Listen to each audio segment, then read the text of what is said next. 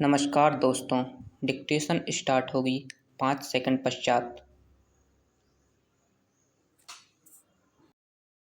Start. उपाध्यक्ष महोदय, हमारे देश के अधिकांश लोग खेती पर निर्भर करते हैं और इसलिए खेती पर आधारित उद्योगों की इस देश में अधिक आवश्यकता है।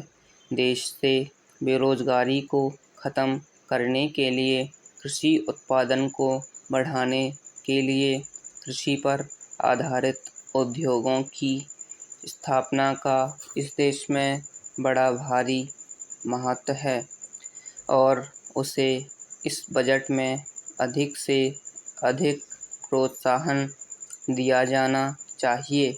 मैं वित्त मंत्री जी से निवेदन करना चाहता हूं कि खेती के उद्योग आदि के लिए हमारे बजट में अधिक गुंजाइश की ज़रूरत होनी चाहिए। इससे हमारे देश के बेरोजगारों और किसानों को काफ़ी लाभ होगा और हमारे कृषि उत्पादन में भी उन्नति होगी तथा इसके साथ ही साथ हमारे किसान भाइयों को भी रोजगार मिलेगा।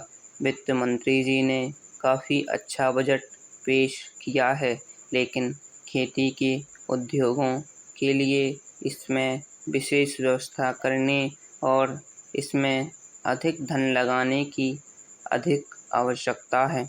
इस योजना में हमारी प्रधानमंत्री द्वारा जो 20 सूत्री कार्यक्रम इस देश में चालू किया गया है, उससे हमारे गरीब और पिछड़े वर्ग के लोगों का काफ़ी हित हो सकता है।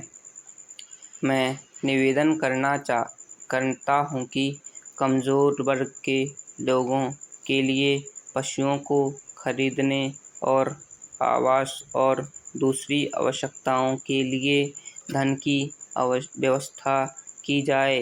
आज यह कार्यक्रम हमारे देश में बड़े जोर से और बड़ी जिम्मेदारी से लागू किया जा रहा है।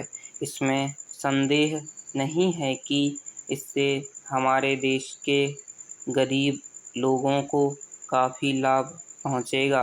पैरा, हमारे देश में मध्य प्रदेश काफ़ी पिछड़ा हुआ है।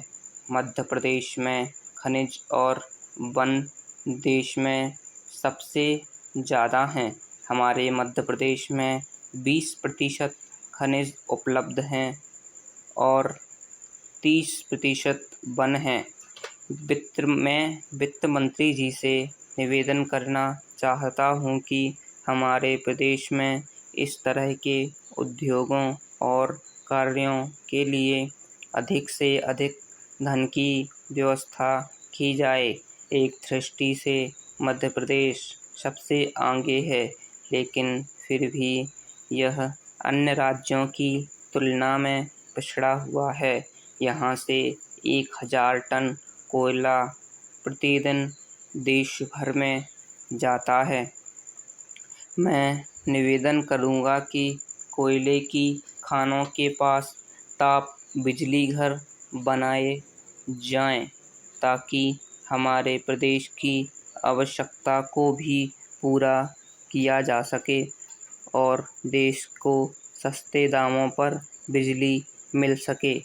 पैरा, महोदय, सिंचाई के लिए भी हमारे प्रदेश को अधिक धन दिया जाना चाहिए।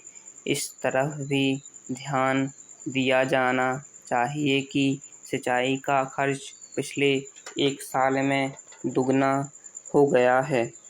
इसका कारण चाहे योजना बनाने में कमी हो या चाहे प्रशासनिक व्यवस्था में कमी हो, इसके कारणों का पता लगाकर आवश्यक उपाय किए जाने चाहिए। मैं निवेदन करना चाहता हूँ कि वित्त मंत्री राज्यों के मंत्रियों से विचार विमर्श करके इस व्यवस्था में सुधार लाने की कोशिश करें। हमारे देश में विकास कार्यों को आगे बढ़ाने के लिए शांति और व्यवस्था की बहुत आवश्यकता है। इससे देश की आत्मनिर्भरता बढ़ेगी।